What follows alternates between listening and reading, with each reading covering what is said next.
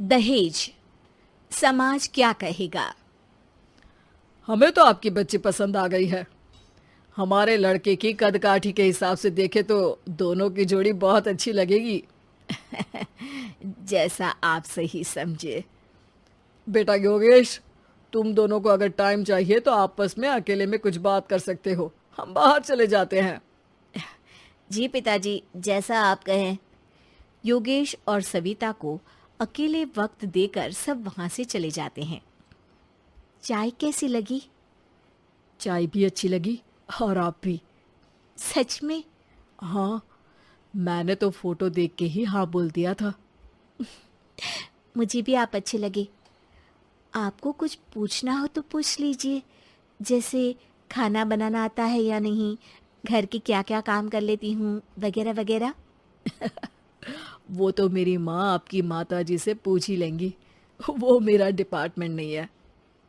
इधर योगेश और सविता जिंदगी भर का साथ जोड़ने की बात कर रहे थे। उधर सविता के पापा योगेश के पिताजी के सामने हाथ जोड़ के खड़े थे। देखिए, हमारा बेटा पढ़ा लिखा है, अच्छी नौकरी करता है। उसमें जितना पैसा लगा है कम से कम उतना तो मिलना चाहिए ना। 10 लाख से कम में तो नहीं हो पाएगा। बेटी हमारी बहुत होनहार है और 7 लाख भी तो कम नहीं होते हैं ना जी। अगर आप हमारी बेटी को शादी के बाद काम करने देंगे तो 3 लाख तो 6 महीने में ही कमा लेगी। हमारे घर में ये सब नहीं होता। औरतें घर संभालती हैं और आदमी बाहर के काम। जरा मेरी बात तो समझिए। एक कार देने के बाद 10 लाख रुपए नगद देने में हमारी कमर टूट जाएगी। और इसके अलावा टीवी फ्रिज तो देना ही पड़ेगा। शादी की तैयारियां, मेहमानों की पूछ परख, बारातियों का स्वागत। बेटी की शादी में बाप पर बहुत दबाव होता है जी। देखिए, हमारा बेटा कोई दुकान में रखी चीज नहीं है जिसके ऊपर हम भाव ताव कर सके और आप उसे कम दाम में खरीद लेंगे। 10 लाख से एक भी रुपया कम नहीं होगा। ठीक है, जैसा आप कहे जी, पर आधा पैसा अभी और आधा कन्यादान के वक्त दे देंगे। अरे, इसमें भी किश्त मांग रहे हैं आप? हमने तो सोचा था कि अच्छा परिवार होगा आपका। अच्छा ही परिवार है देवनाथ जी, पर पैसों की थोड़ी तंगी है ना, वरना सब ठीक ही है हमारे परिवार में जी। देवनाथ वहां से अपने बेटे योगेश को लेकर चले जाते हैं और कुंडली मिलवाई जाती है। 36 में से 32 गुण मिलते हैं। जल्दी शादी का मुहूर्त भी निकल आता है। अब कन्या को बुलाइए। आओ बेटी, यहाँ बैठो, योगेश की बाई और। मंत्रोच्चार शुरू करते हैं। मंगलम भगवान विष्णु मंगलम गरुड़ध्वजा मंगलम। सविता के पापा सविता और योगेश के बीच में जाकर बैठ जाते हैं। बेटी, तेरी माँ को यहाँ बैठना था, पर तेरी विदाई नहीं देखना चाहती होगी शायद, इसीलिए पहले ही चली गई। बाबा, हंसी खुशी का माहौल है, रोने का समय तो विदाई के वक्त होता है ना, तब ये इमोशनल अत्याचार कर लेना। अभी तो मुस्कुराइए, कैमरा आसपास ही है। तभी पीछे योगेश के पिताजी आ जाते हैं। अभी तक पैसे नहीं आए आपके यहाँ से? उठा लूं क्या बेटे को?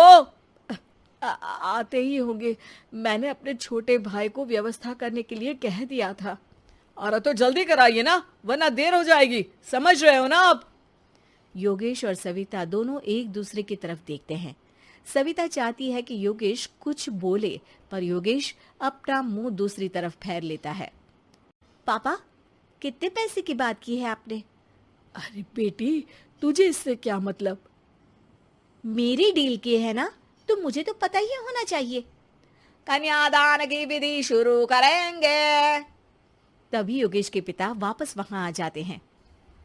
पैसे देते हैं या बेटे को उठवा लूं? मैं आपके हाथ जोड़ता हूँ जी, थोड़ा सा इंतजार कर लीजिए। देवनाथ वहां से चले जाते हैं। तुम अपने पिताजी से कुछ कहते क्यों नहीं? उनके सामने कोई आवाज नहीं उठाता। ऐसा नहीं है, कोई तो उठाएगा ही। तभी वहां सविता के चाचा एक बैग लेकर आते हैं और सविता के पापा को देते हुए कहते हैं, 9 लाख ही हुए। आत्माराम इशारा करके योगेश के पिता को वहां बुलाते हैं। क्या? सिर्फ 9 लाख? बाकी 1 लाख कहाँ है? नहीं हो पाए जी, शादी के बाद कर देंगे। अरे आप बात से पलट रहे हैं।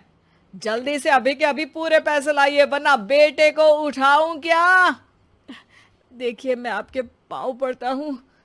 रुक जाइए पापा, रिश्ते हाथ पकड़कर जोड़े जाते हैं, पांव पकड़कर नहीं। बेटी तू चुप रह। नहीं, ये कब से बस कह ही रहे हैं कि उठवा लूं, पर कोई उठ ही नहीं रहा। लो, मैं ही उठ जाती हूँ। बेटा, अपशगुन हुआ। दहेज लेना सबसे बड़ा अपशगुन है, पाप है, पाखंड है। और योगेश, तुम्हें मैं पसंद हूँ तो कुछ बोलते क्यों नहीं?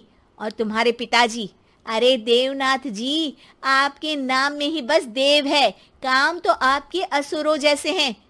पर गलती आपकी नहीं, गलती मेरे पिताजी की है, जो आप जैसे लोगों को घर की दहलीज भी चढ़ने देते हैं।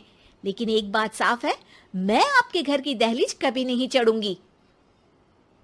अरे बेटा, समाज क्या कहेगा?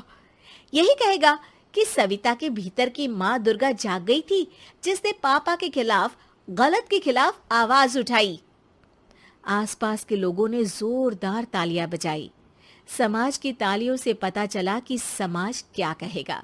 समाज ने सविता की बात को स्वीकार भी किया और उसको अपने सर आंखों पर भी बिठा लिया। सविता के पिता में हिम्मत जागी और उन्होंने कहा, देवनाथ जी, आप कह रहे थे ना बेटे को उठा लूं क्या? उठा लीजिए। हमारी बेटी को आपका लड़का पसंद नहीं है और हमें आप